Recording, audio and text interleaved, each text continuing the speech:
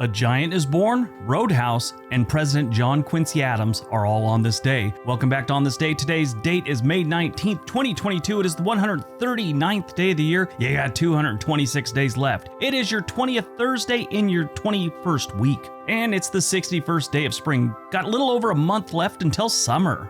If today's your birthday, you're a Taurus. Today is National Devil Foods Cake Day. Observed annually on May 19th, National Devil's Food Cake Day is enjoyed by chocolate cake lovers throughout the country and around the world. Devil's Food Cake is a heavenly chocolate cake. That's what it says on their website. It differs from regular chocolate cake by its darker color and tends to be more moist and airy. I love Devil's Food Cake. It's pretty good.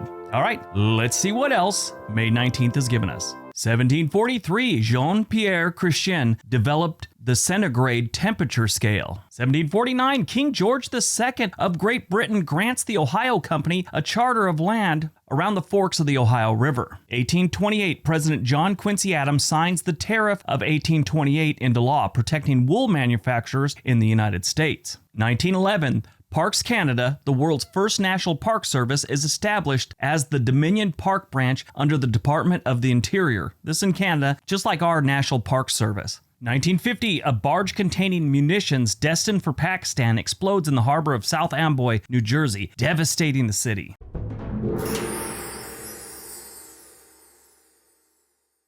In 1950, the government of Pakistan hired the National Car Loading Corporation to oversee the transit of 9,000 boxes of anti-personnel mines and anti-tank mines. These were produced by a Ohio company called Kilgore Manufacturing. The explosives came by rail to South Amboy and were loaded onto 4 different barges and taken over to Pier 4. This is located at the foot of Augusta Street in case you're looking for it on a map. This ship had another contract with another company that was supposed to bring some explosive gel-type substance, kind of like C4, that was heading to Afghanistan. So all this firepower was being loaded onto a single ship. And for some reason, the Coast Guard gave permission for them to do this. On May 19th, around 7:30 p.m., 7:26 to be exact, while being transferred on barges, 150 tons of explosives detonated, triggering a chain reaction that caused the explosion of a total of over 420 tons of explosives. This was so big that almost 35 miles away, people felt it. The ground rattled. 31 people died from the explosion that were in the vicinity of the explosion on the docks or whatever. This is how powerful it was. Only 5 bodies were identified. That much of an explosion pretty much vaporized people that were in the area. Over 350 people were injured. The explosion destroyed 4 barges, the rail cars, the power pier and adjacent piers, and at least 17 other barges and piers were set on fire or sunk. Almost all of South Amboy's 2,700 homes and buildings suffered some degree of damage. The power grid of the city was destroyed, causing blackouts. The total property damage was estimated to be over $10 million in 1950s money. As you can imagine, anyone that could help was mobilized and headed to South Amboy. I'm sure they had a lot to choose from. South Amboy is right across from the southern tip of Staten Island. So a lot of South Amboy became kind of a ghost town, and in 1953, the United States Army performed a 3-day search of the area and removed 62 live mines that had been dispersed by the explosion. So not only did these things blow up and devastate the harbor, but it sent landmines into the local suburbs. Kilgore Manufacturing became the target of a congressional investigation and was charged with over 9,000 counts of munitions violations. The hearing revealed that the company had packed detonating fuses in the same case as explosives, violating regulations set out by the Interstate Commerce Commission. The decision of the Coast Guard to temporarily lift restrictions were also criticized in the hearing.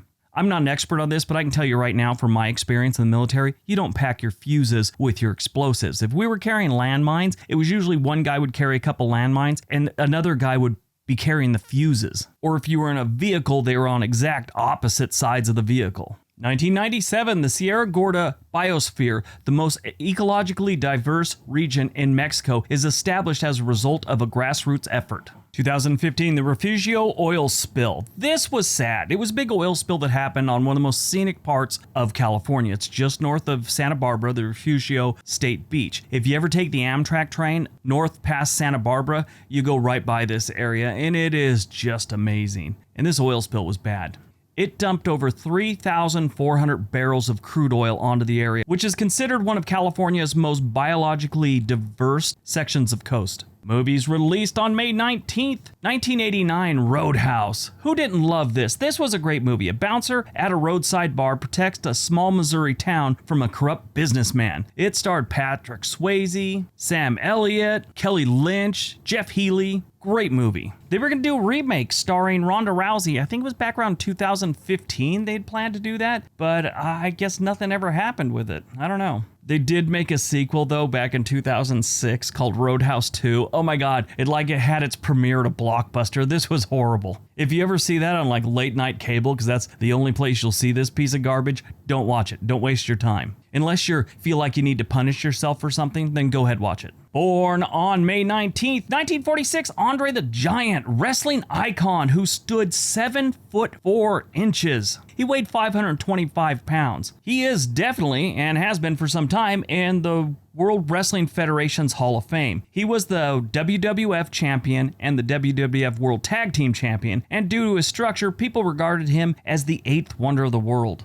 Died on May 19th. 2016, we lost Alan Young. You may not know who he was, but he played the role of Wilbur Post on the series Mr. Ed, and he also played the voice of Scrooge McDuck on Disney's series of cartoons and video games. He had asthma as a child and kept him bedridden for long stretches of his childhood, which inspired his love of radio shows. And by 17, he had his own radio show on the Canadian Broadcasting Network. He spent his later years in Woodland Hills, California, in the motion picture and television Country House and Hospital, a retirement community where he died of natural causes on May 19, 2016, at the age of 96. It's kind of nice that they have a retirement home for people that worked in Hollywood. Not everyone gets out of Hollywood filthy rich. All right, that's today's video. Hope you guys enjoyed it. Hope you got some information out of it. Now go out, have a productive day, and be nice to each other.